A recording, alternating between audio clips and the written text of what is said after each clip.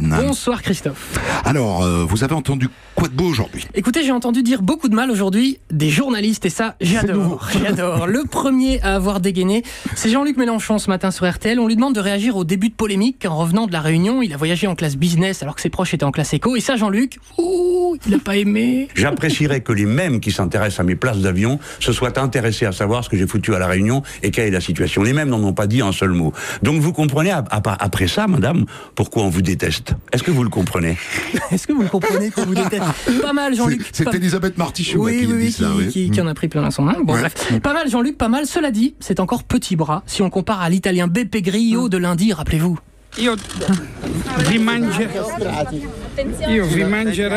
vous mangerai tous juste pour le plaisir de vous vomir. Voilà, ça c'est beau. Ça pour moi c'est la phrase de la semaine. Ouais, il y a de la création dans la critique, de la poésie dans l'attaque, c'est quand même mieux que Mélenchon. Dans un autre style, l'ex-membre du CSA Christine Kelly a elle aussi poussé un coup de gueule ce matin sur CNews. Elle raconte que ces derniers jours, un manque cruel de rigueur journalistique lui a sauté aux oreilles et aux yeux dans le traitement de l'ouragan Irma aux Antilles.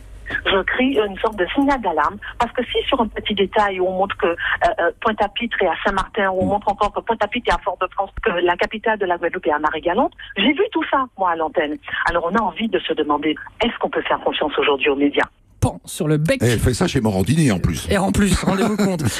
Tiens, en plus, c'est faux de dire que les journalistes sont dans l'à peu près. On va prendre un exemple au pif. Pascal Praud, ce matin sur CNews. Pour en parler autour de la table, Benjamin Amar, qui est responsable de la politique revendicative de la CGT. C'est presque un oxymore. Hein. La politique est toujours revendicative à la CGT. Du coup, ce serait plutôt un pléonasme. Oui, c'est pas un pléonasme. C'est pas un oxymore. Merci Pascal.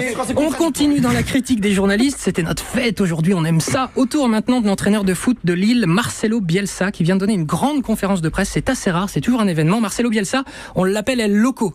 Le fou, il est ici sur SFR Sport et donc face à tout un tas de journaleux à qui il va expliquer les yeux dans les yeux pourquoi il les déteste. Votre métier est le suivant. Donc quand il y a des risques, transformer cela en catastrophe, et quand il y a prospérité, s'approcher de la personne. C'est pour ça que votre compagnie est souvent méprisable. Voilà, je récapitule. Les journalistes sont méprisables, pas sérieux, on les déteste et ils donnent la gerbe. Une bonne journée pour nous tous. Formidable. On reste dans le football, mais dans une ambiance un peu plus zen. Eh ben pas tant que ça justement. Tout à l'heure, c'est Michel Boujna qui était l'invité d'Yapa Péno sur Europe 1. Boujna, supporter de Nice, se retrouve face à Julien Cazard, ultra parisien. Boujna qui en a ras-le-bol du PSG. Il y en a marre cette fascination pour Paris Saint-Germain. On est agréable déjà. Non mais d'accord, il n'y a pas que le Paris Saint-Germain. Si ça vous plaît, la province, allez y vivre. Mais c'est ce que je fais. Mais oui, moi je soutiens une équipe. Ils sortent pas le pognon toutes les 5 minutes pour acheter les mecs les plus chers du monde. Mais heureusement qu'il y a encore des gros argentiers pour produire vos films, monsieur. Voilà, ça c'est fait pour Michel Boujna.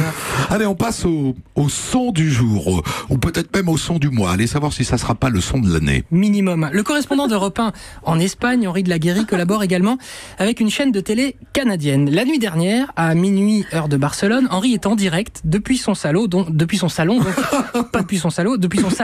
via Skype sur cette chaîne canadienne. Il parle d'un sujet sérieux, le référendum en Catalogne, quand tout à coup... Organiser ce référendum d'autodétermination, un référendum qui ne comptait pas évidemment sur l'appui de Madrid, un référendum illégal et un référendum qui finalement a dit que ce serait impossible qu'il ait fait. Voilà, la fille d'Henri se réveille en pleurs, hein, il est minuit, un petit cauchemar nocturne, alors le présentateur va faire comme si de rien n'était, mais rapidement ça va devenir un peu trop, audible. Donc on savait, et ce n'est pas une surprise parce que Madrid le dit.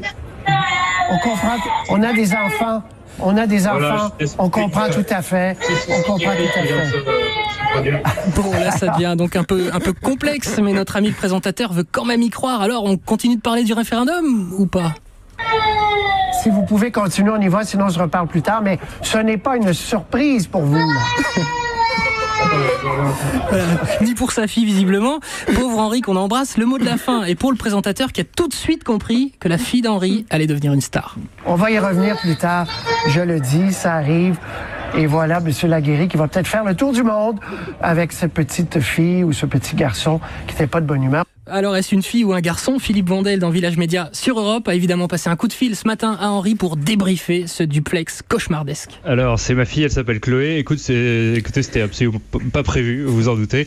Non, elle s'est réveillée, sans doute un cauchemar ou quelque chose comme ça. Et je fais mes directs par Skype pour cette télé canadienne depuis mon salon. Et donc voilà, il n'y avait pas de verrou et elle a débarqué comme ça à l'improviste. Allez, on embrasse fort Chloé. Je sais qu'elle nous écoute en ce moment.